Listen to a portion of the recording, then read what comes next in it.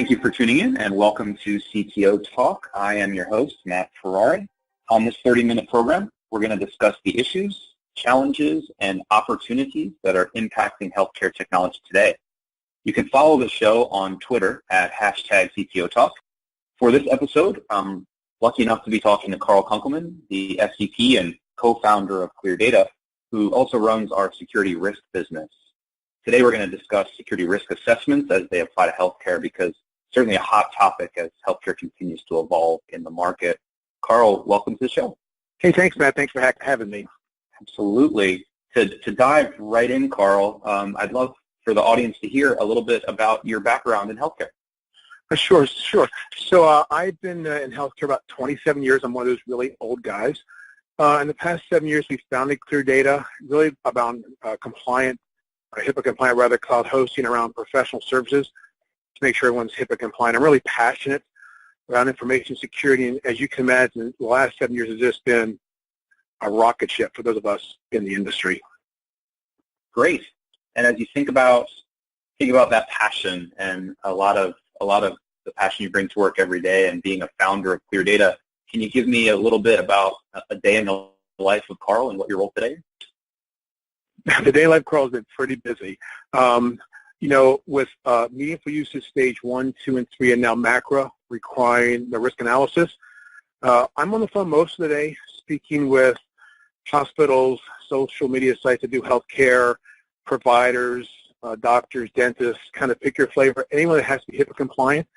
I'm trying to walk them through what are the administrative, physical, and technical safeguards around protecting PHI, and then helping them understand what their next steps are. Yeah, that's great. Actually, you're one of the folks who taught me a lot about the background of things like meaningful use and the High-Tech Act. I'd love to know a little bit more for the audience. I've been fortunate enough in my side to be in cloud and software and infrastructure and data centers for years, but I've only been in this space for 4 years, so security risk assessments were new to me.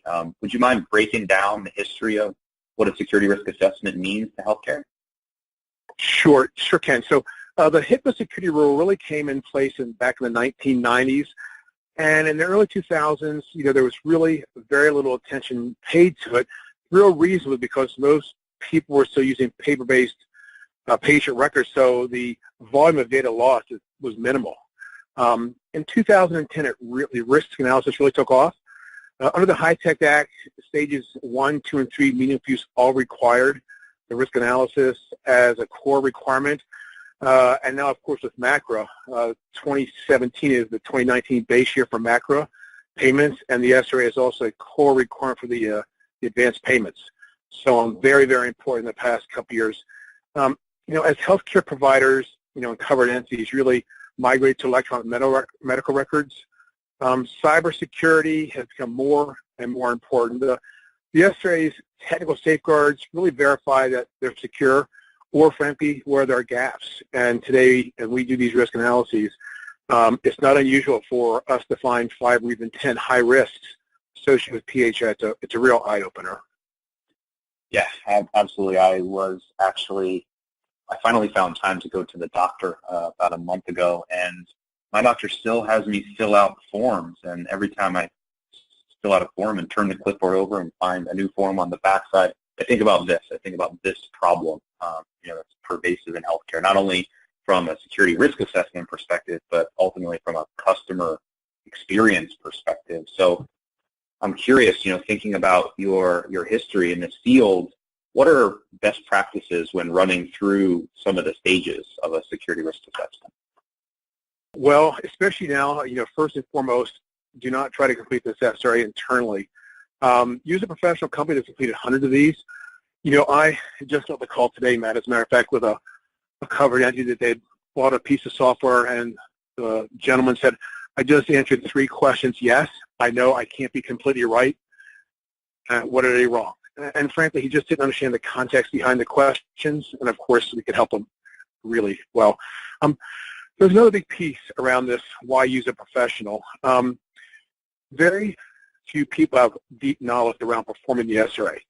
And in the event of a PHI loss, in other words, subsequently a breach notification letter to the OCR or an OCR audit, that SRA you performed is going to be your evidence that your attorney needs, that they're going to send to the OCR that demonstrates you're protecting PHI. So you don't really take this lightly. This is a big one, and it may not sound important until you've got to report that breach, and all of a sudden you go, we didn't spend the time necessary to do that.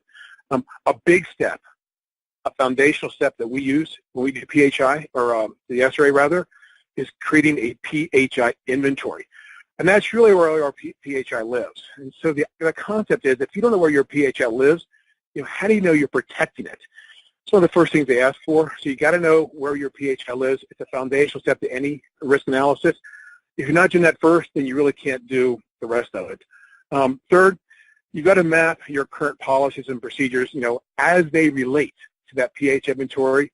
So there's administrative, physical, and technical safeguards. If you think of those three safeguards, those administrative, physical, and technical safeguards as like three buckets, you've got to go through all 52 of those and really know where you stand. And then finally, where we see most people get caught during an OCR investigation, or audit rather, is that they've done the risk analysis, but they have not created their high, medium, and low risks associated with PHI, and they've done nothing around trying to remediate those identified issues. That makes sense. And for those of you out there listening and have just joined, this is Matt Ferrari, CTO Talk, and you're listening to Carl Kunkleman, SVP and co-founder that runs our security business for ClearData. Carl, as I was thinking about your answer, I'm thinking about even our history. Our history, as you think about artifacts and evidence, is rooted in how to really prove that an organization is following regulatory, security, compliance, privacy controls, and ultimately it's even how we've built our recurring products, in regards to compliance dashboards, so that folks can really download and see, real time, what is their state of their compliance. And it sounds like from a record of evidence perspective, this is how, ultimately an SRA is looked at as well.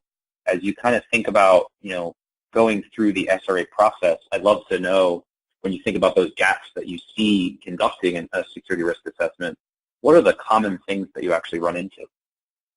There are lots of big issues, Matt.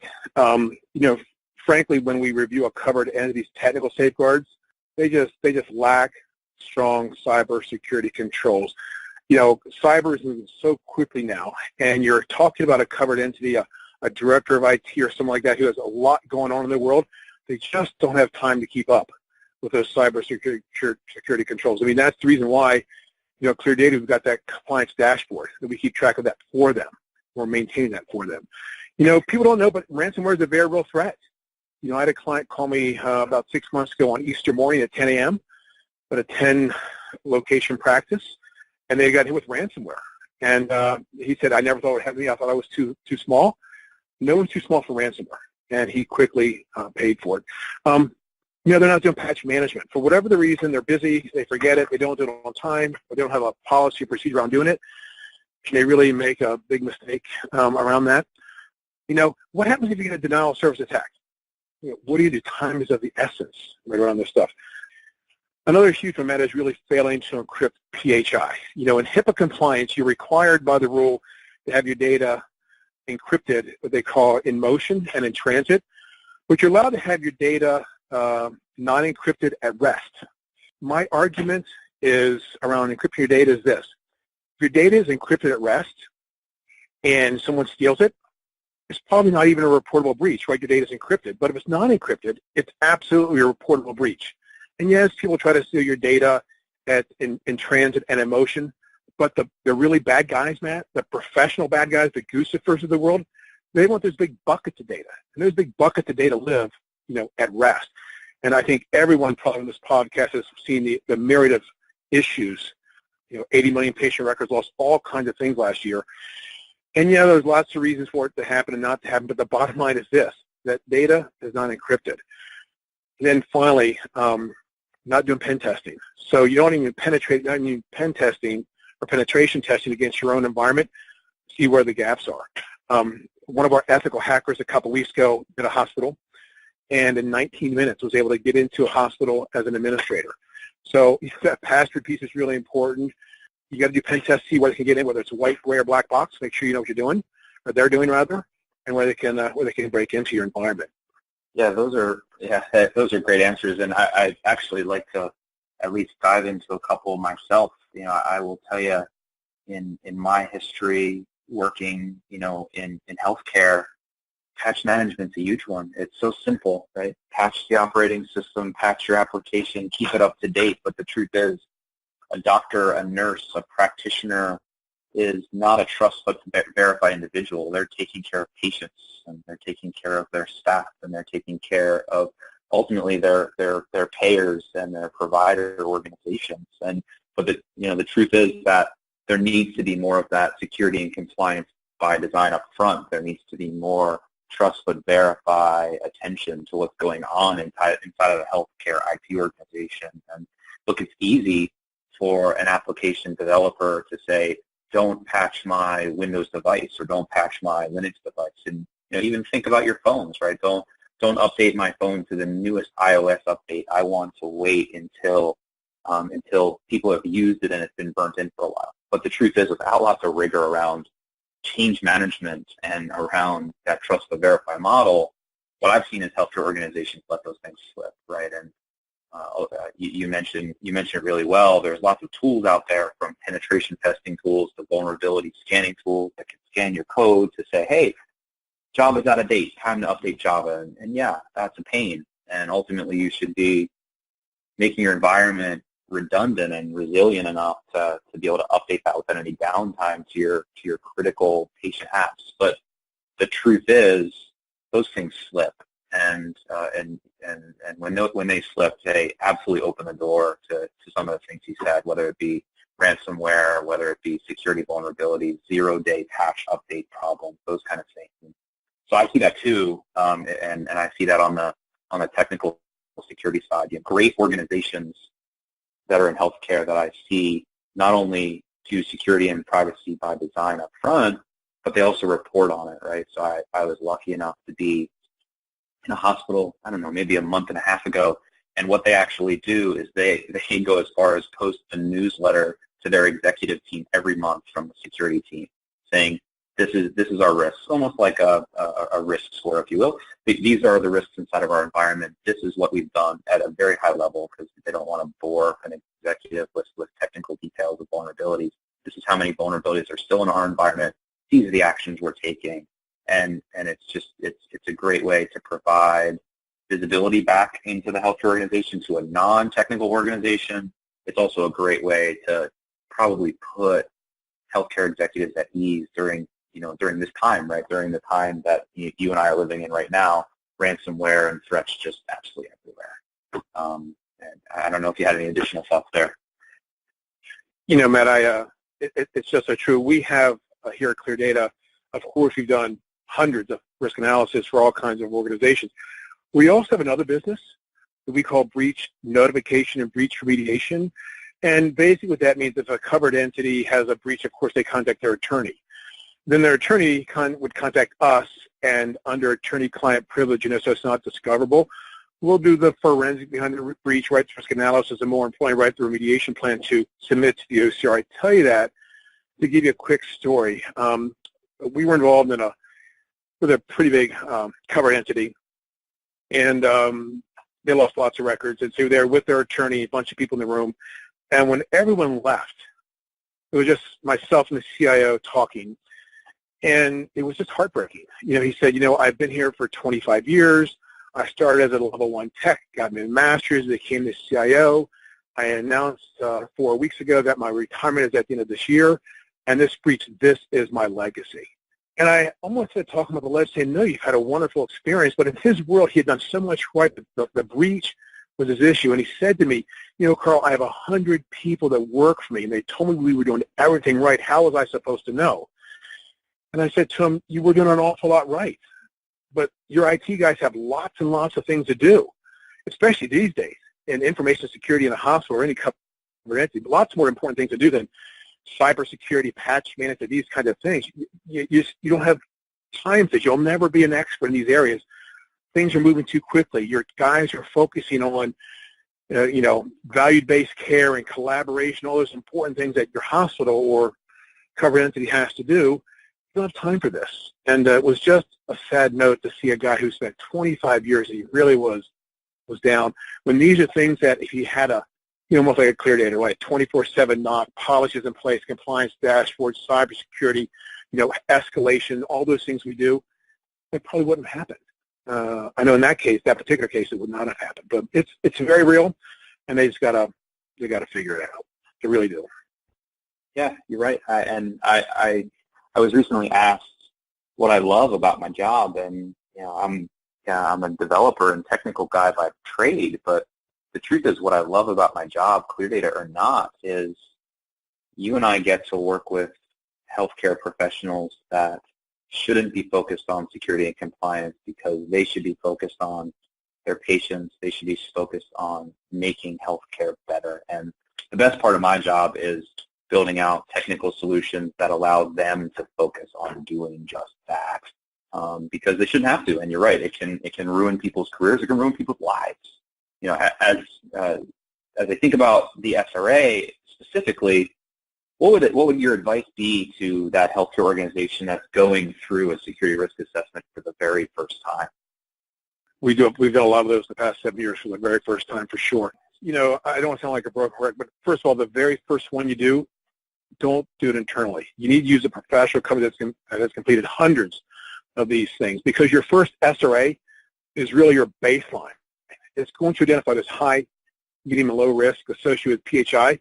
You want that professional deliverable so you can work from that down the road and have that going forward. If you want to do your second or third SRA internally, at least have that best practice in your hand that we call it a Hipaa scorecard.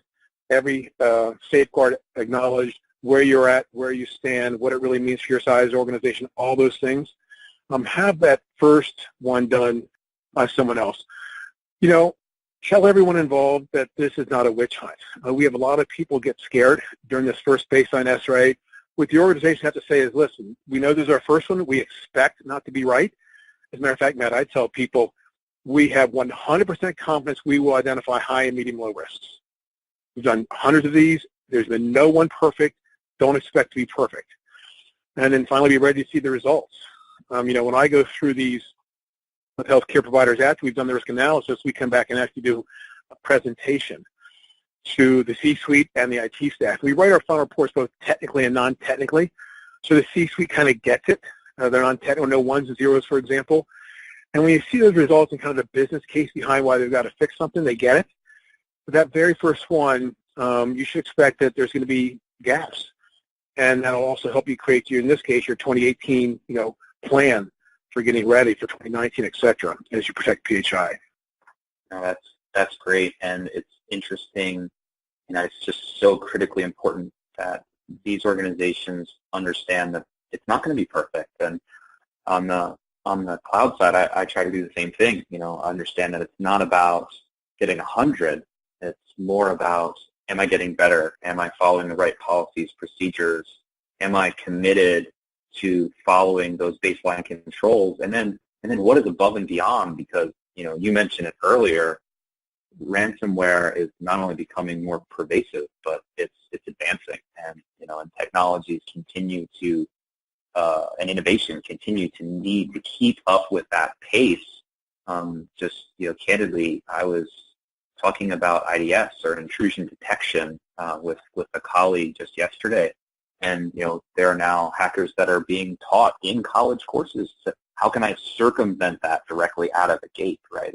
And that's a accredited university where this stuff is being taught. So understanding where the baseline is, but then figuring out how can I get better as healthcare organizations need to continue to evolve, just becomes so critically important.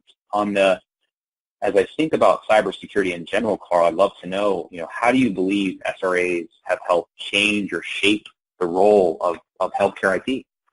I'll tell you, first of all, most importantly, people I don't think realize, but if you look at since 2010, there really has been a migration of this industry, right, from a paper-based system to an electronic system.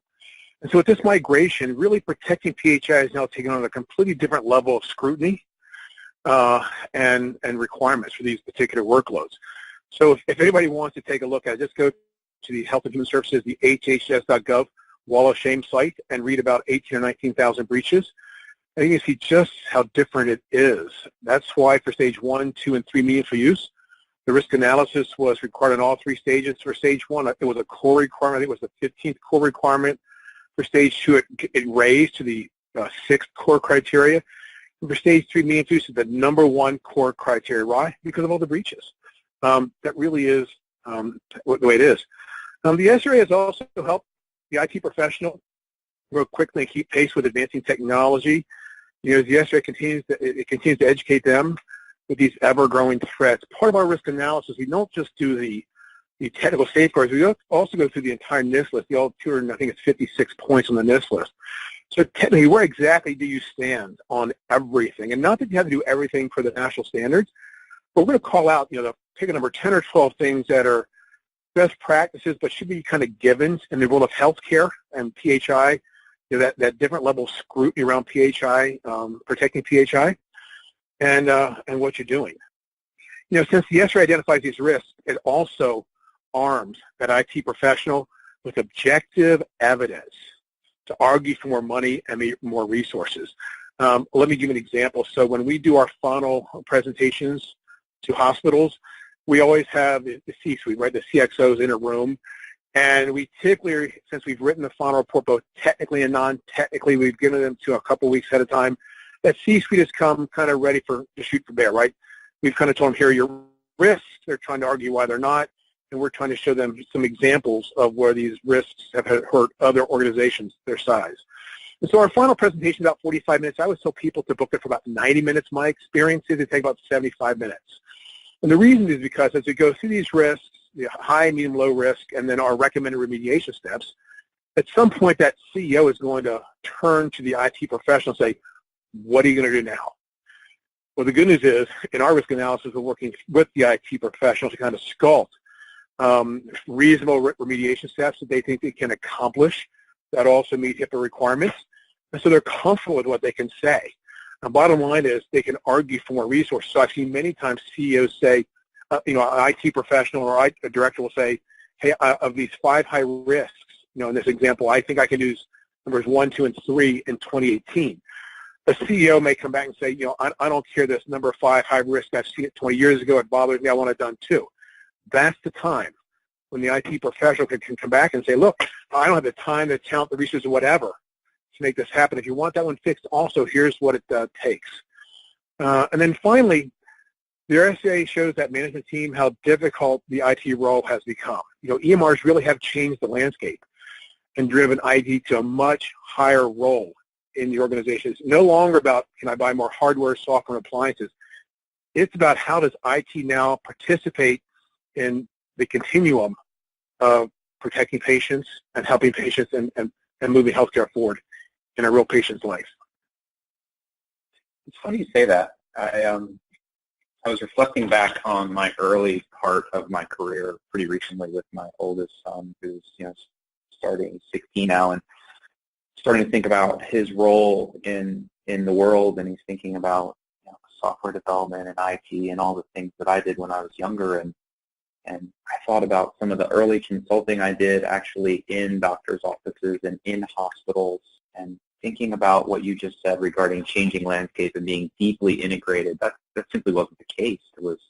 IT was the role was fix my computer and change my password, and not really part of the ecosystem, and not really part of ultimately the decision-making process of how to care for a patient. It's interesting now thinking about the advancements in EMRs and population health apps and clinical apps, and that it really starts with usability and security and performance, and those things matter now. Those things really drive patient outcomes, and it's amazing how far that's evolved. I'd love to close with the future. So Carl, as you think about future changes in healthcare and how it could relate to the future of a security risk assessment, what guideline changes should our audience be aware of that are coming along? There's probably 4 or 5. I think the most important one right now, Matt, is that most people I talk to haven't realized that 2017, this year, is what's known as the base year for 2019. MACRA, and MIPS. And for the advanced care piece of MACRA, the SRA is a requirement. A third one, this is important too, is you really have to make sure that your business associate agreements are up to date and that those VAs, those business associates, have in fact completed an SRA. I've talked to many business associates that signed these BAAs and have never completed a risk analysis. It doesn't sound important now until one of your BAs calls you and says, hey, we think we've lost your data, and expect you to send that breach notification letter to the OCR.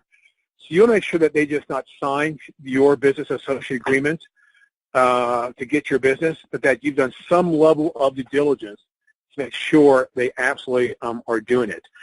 And finally, for the future, you really need to create your plan on moving your infrastructure to the cloud, and do it now. As cyber threats continue to grow, you'll never be able to buy more hardware and software and appliances, or buy enough cybersecurity talent, frankly, that they'll keep, those Goosifers of the world, at bay. Let a HIPAA-compliant, high-trust certified cloud provider take the burden off your back. You have much more important issues to resolve than making sure you're buying more hardware and software. When I speak to clients and I ask them to bucketize their data into three kind of buckets. Those workloads that should really move to the cloud, those workloads that could move to the cloud, and those workloads that should frankly just never move to the cloud. If it's PHI, those workloads should move to the cloud, and you should sign a really strong, or what's known as a thick, business associate agreement with your cloud provider to reduce the risk of data loss for your organization and frankly liability loss. If it's lost, your organization not being liable for the loss of that data. Frankly, the first question I always tell people that talk to me when they're thinking about moving to the cloud is ask your cloud provider you're considering how many P's are in the acronym Hipaa. And frankly, Matt, if they don't know, run. Right? Lots of people out there say we could take that data on, and then they're not healthcare specific. They just don't know.